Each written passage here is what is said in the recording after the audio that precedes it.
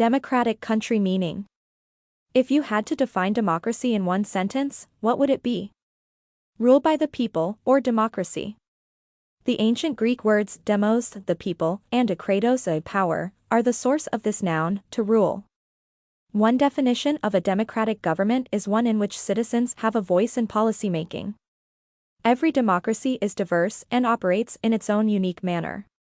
Voting on legislation and policy proposals is a direct method of voter participation in decision-making in several democracies. Direct democracy.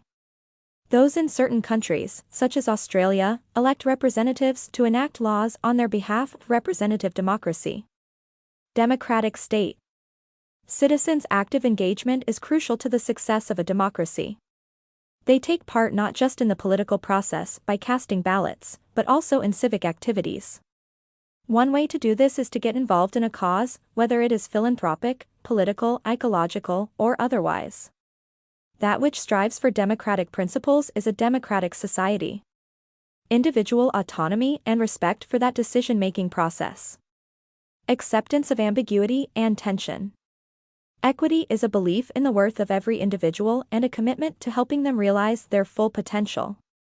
Each individual is guaranteed the rights to freedom of expression, association, movement, and belief.